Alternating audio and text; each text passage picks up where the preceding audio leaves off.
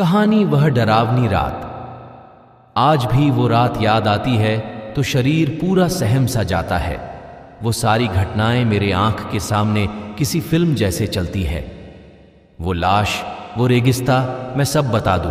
क्या आप भी पढ़िए तो शुरू करते हैं। मुझे ऑफिस से कुछ दिनों की छुट्टी मिली और मेरा बेटा बंटी मुझे कितने दिनों से बोल रहा था कि पापा मुझे राजस्थान घूमने जाना है। तो मैं अपनी पत्नी और बच्चे साथ जयपुर घूमने का कार्यक्रम बनाया। बेटा बहुत दिनों से जिद कर रहा था कि पापा मुझे राजस्थान घूमने के लिए ले चलिए। सो मैं उसकी बात मानकर उसे जयपुर घुमाने को राजी हो गया। मैं, मेरी पत्नी रीमा और बेटा संयम घर से जयपुर के लिए रवाना हो गए।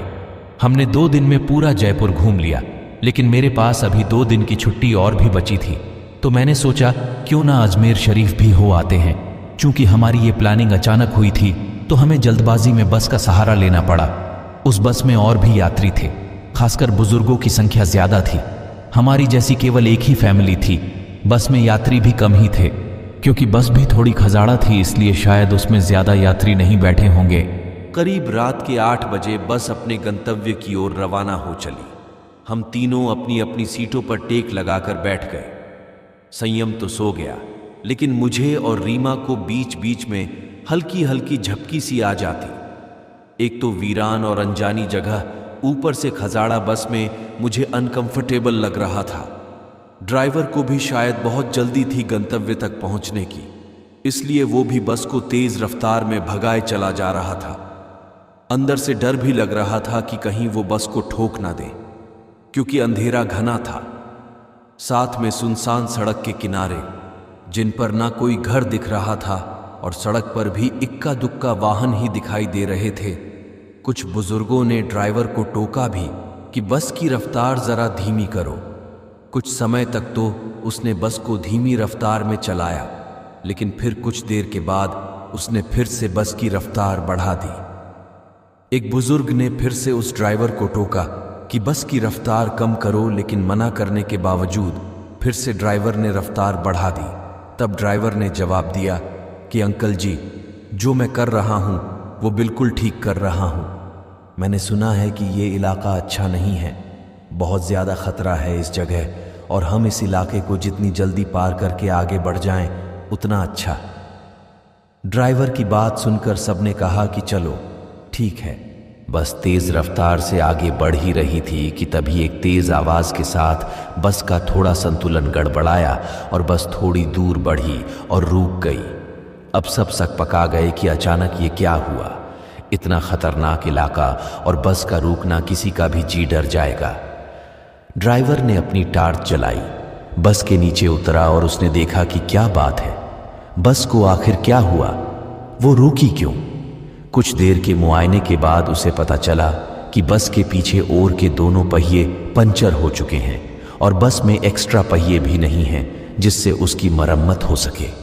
अब क्या किया जाए, सभी सोच में पड़ गए।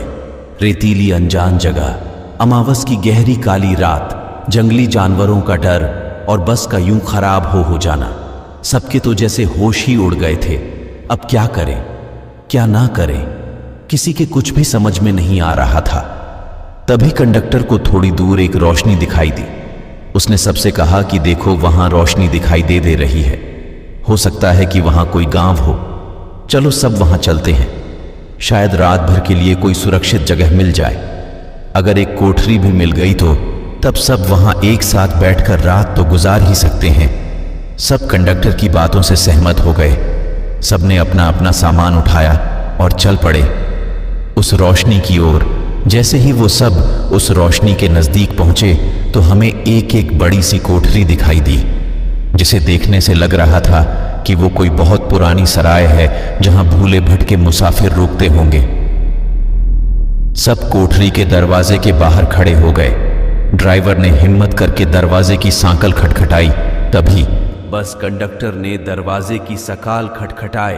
तभी एक बहुत ही बूढ़े व्यक्ति ने दरवाजा खोला।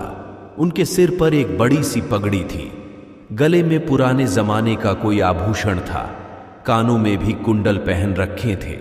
कुर्ते के ऊपर उन्होंने एक सदरी पहन रखी थी, कमर में धोती, पैरों में पुराने जमाने की ऊंट के चमड़े की बनी मोजड़ी पहन रखी थी और हाथ में एक बड़ा सा लठ ले रखा था। वो और उनका पहनावा बहुत ही अजीब लग रहा था।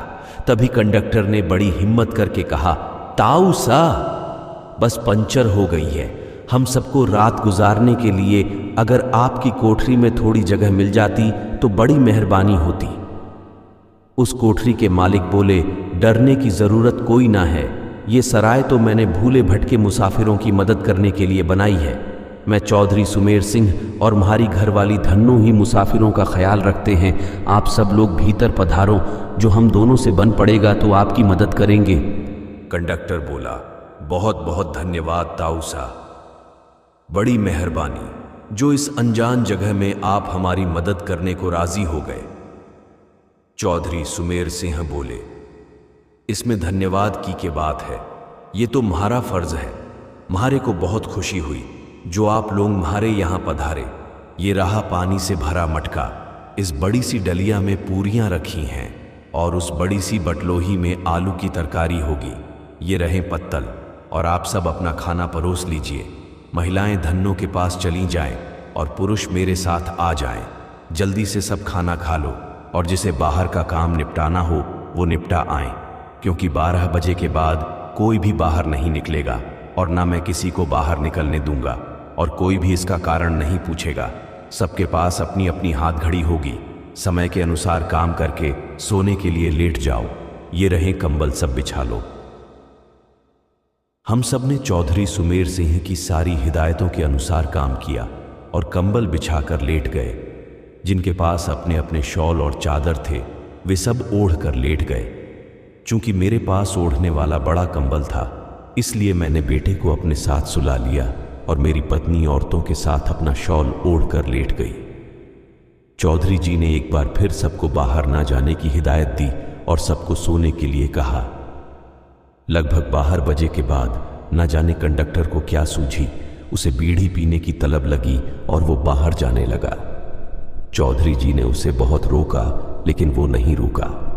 कंडक्टर के बाहर जाने के बाद चौधरी जी ने जल्दी से कोठरी के किवाड़ बंद किए और साथ में पटरे की मदद से किवाड़ को। तो दोस्तों, यह था कहानी वह डरावनी रात का पहला भाग। कहानी का पहला भाग आपको कैसा लगा कमेंट में ज़रूर बताएं। वीडियो को लाइक करें, चैनल को सब्सक्राइब करें। मिलते हैं कहानी के अगले भाग में। धन्यवाद। आपका दिन शुभ हो। शुभ रात्रि।